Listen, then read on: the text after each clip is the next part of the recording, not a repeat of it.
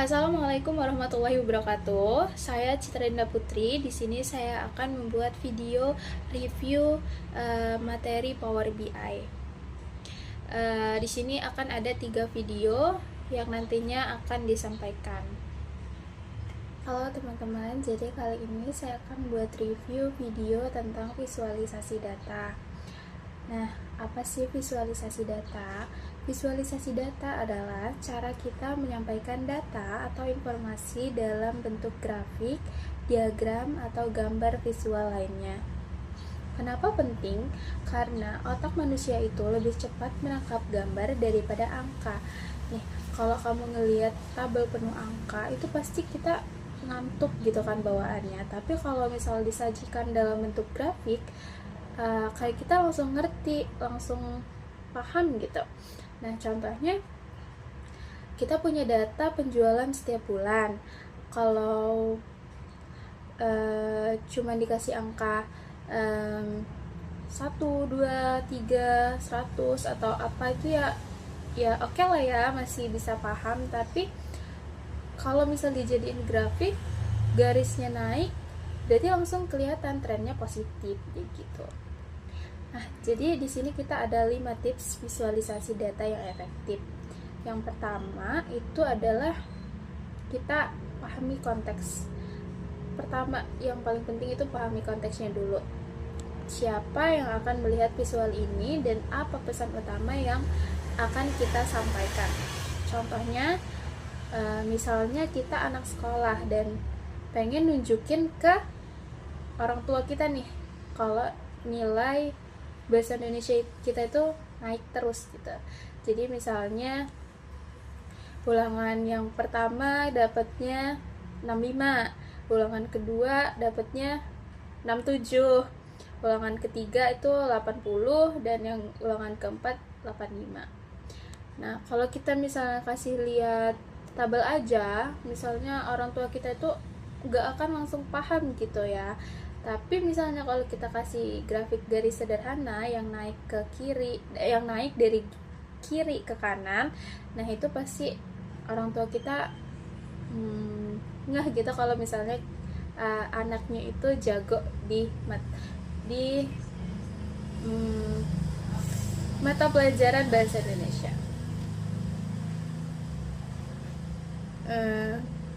Yang kedua, kita pilih visual yang tepat dan efektif. Jangan asal pilih grafik. Kalau datamu tentang tren waktu, pakai grafik garis. Kalau perbandingan antar kategori, pakai grafik batang. Kalau bagian dari keseluruhan, pakai pie chart. Tapi jangan kebanyakan. Yang ketiga, fokuskan pada audiens. Jangan buat visualisasi buat diri sendiri, buat untuk audiens. Kalau mereka awam, buatlah simple dan jelas. Kalau mereka teknis, kamu bisa tambahkan detail angka. Nantinya tahu siapa yang bakal ngelihat grafik kita. Yang keempat, berpikir seperti desainer. Gunakan prinsip desain. Misalnya menggunakan warna untuk penekanan. Buat dekorasi, pastikan label jelas dan mudah dibaca. Gunakan ruang putih supaya nggak kelihatan penuh atau berantakan. Desain yang bersih dan rapi itu lebih enak dilihat dan lebih mudah dimengerti. Dan yang terakhir, tipsnya ceritakan kisah. Terakhir, kita buat visualisasi data seperti bercerita. Setiap grafik harus menjawab pertanyaan, apa yang ingin aku sampaikan? Kembali ke contoh anak tadi. Misalnya grafik nilai bahasa Indonesia kamu itu sebenarnya adalah cerita perjalanan belajarmu. Dari 65 ke 85 itu bukan cuma angka, itu bukti untuk terus berkembang. Kita belajar dan kita makin jago. Jadi ya teman-teman, visualisasi data itu bukan cuma soal bikin grafik yang keren, tapi soal menyampaikan pesan dari data secara jelas dan kuat.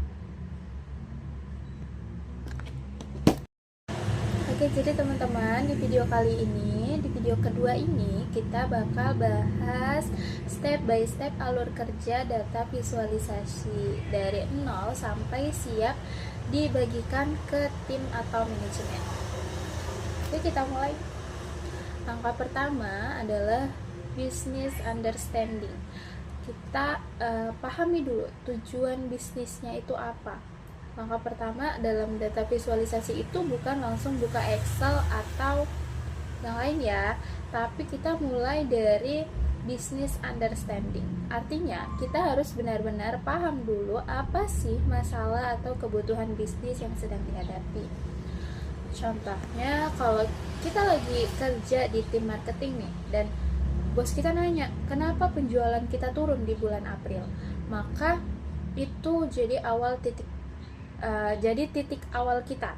Pertanyaan ini akan menentukan data apa yang perlu dicari dan bagaimana cara menampilkannya. Jadi jangan asal pilih grafik, mulailah dengan ngobrol sama stakeholder, tanya kebutuhan mereka dan pahami goals-nya. Yang kedua, data understanding. Ngobrol sama data. Setelah paham masalah bisnisnya, baru kita masuk ke tahap kedua, data understanding. Di sini kita mulai kenalan sama data yang kita punya. Apa aja yang dicek di tahap ini? Sumber data. Datanya dari mana? CRM, Excel, database internal, atau yang lain.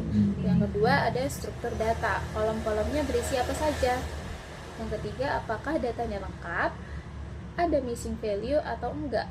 Yang keempat, ada outlier enggak? Misalnya nilai penjualan yang tiba-tiba dari 200 juta padahal biasanya cuma 50 juta. Tujuannya adalah membentuk pemahaman awal terhadap isi data supaya nanti saat visualisasi kita nggak salah interpretasi. Yang ketiga, konsep visualisasi. Mau cerita apa? Nah, langkah ketiga ini kadang suka dilewati nih sama orang-orang. Kayak konsep visualisasi di tahap ini, kita harus mulai mikir data ini mau menyampaikan apa, mau menyampaikan cerita apa. Misalnya kalau mau menunjukkan perbandingan, pakai bar chart. Kalau mau nunjukin tren waktu, pakai line chart. Kalau mau tunjukin proporsi, kita bisa pakai pie chart. Walaupun ini harus hati-hati. Kita juga harus mikirin warna, urutan, dan elemen visual lainnya. Harus konsisten ya, jangan sampai malah bikin orang bingung.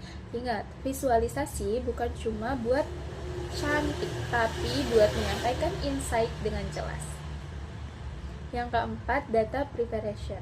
Bersihin dulu sebelum memasak. Nah, sekarang kita masuk ke data preparation. Ini tahap yang sering makan waktu yang paling lama karena data yang kita dapat gak selalu rapi. Bisa jadi ada nilai kosong, ada duplikat baris, format tanggalnya beda-beda, nama produk salah tulis, dan yang lainnya.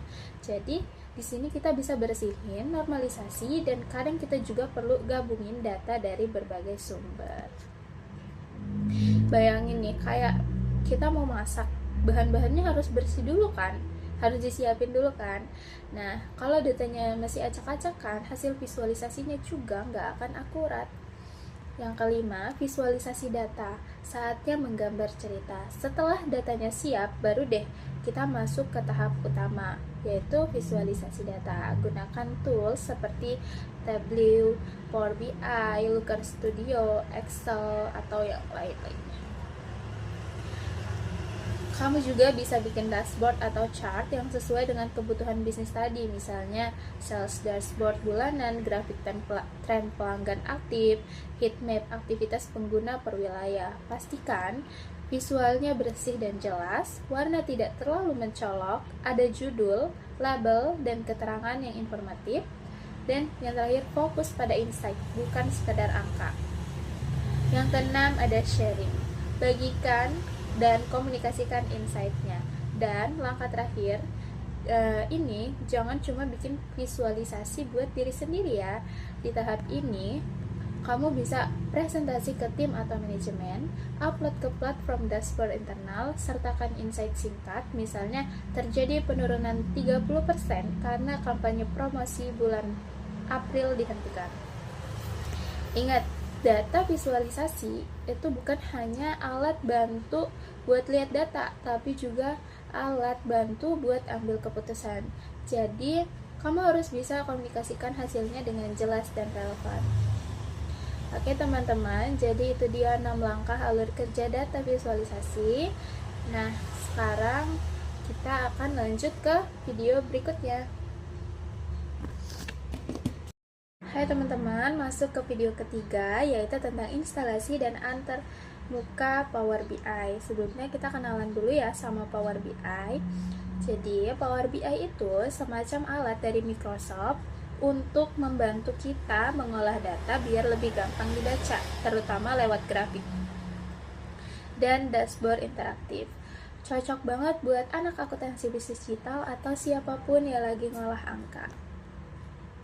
Nah, cara instalasinya itu pertama-tama kamu bisa masuk, ini kalau kamu belum punya ya Power BI-nya, kamu bisa masuk ke Google, kamu cari aja download Power BI desktop. Terus klik link dari situs resmi Microsoft, tinggal download, install, dan selesai. Kita masuk aja ya ke video reviewnya. Yang pertama itu ada input data.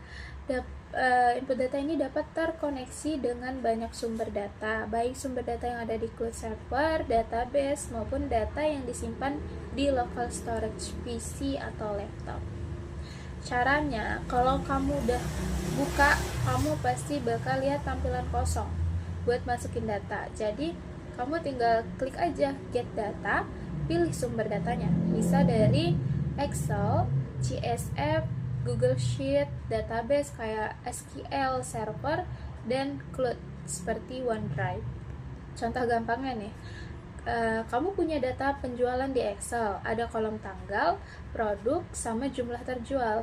Tinggal kamu klik get data, pilih file Excel itu, klik load, masuk deh datanya ke Power BI. Yang kedua, ada transform dan menyiapkan data. Ketika kita menginstal Power BI, maka kita akan otomatis menginstal Power Query juga. Nah, biasanya data yang kita punya itu belum rapi. Nah, Power BI ini otomatis buka yang namanya Power Query. Di situ kamu bisa hapus kolom yang nggak penting, ganti nama kolom, ubah tipe data, misalnya dari angka jadi tanggal, terus gabungkan dua tabel jadi satu. Contohnya nih, di Excel kamu punya kolom jumlah yang masih bentuk teks, padahal harusnya angka kan. Di Power Query tinggal ubah aja jadi whole number. Yang ketiga ada visualisasi data.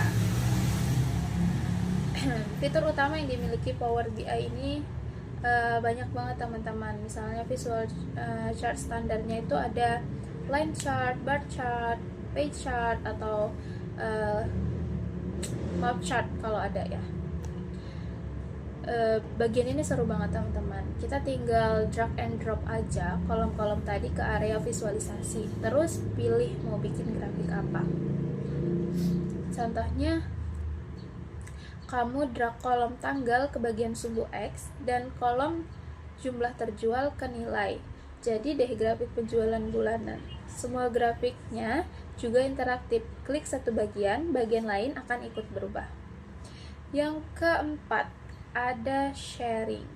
Dengan menggunakan Power BI, kita dapat membagikan report kita tanpa adanya beda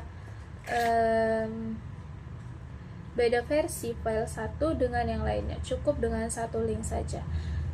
Kalau udah jadi dashboardnya, kita bisa langsung publish ke internet lewat Power BI Service. Jadi bisa diakses dari HP, laptop, atau dikasih linknya ke orang lain. Gak perlu ngirim-ngirim file yang lain-lain segala. Jadi kesimpulannya, Power BI itu gampang dipakai, gratis, bisa bantu banget buat ngolah data, dan cocok buat presentasi laporan atau kerjaan analisis data.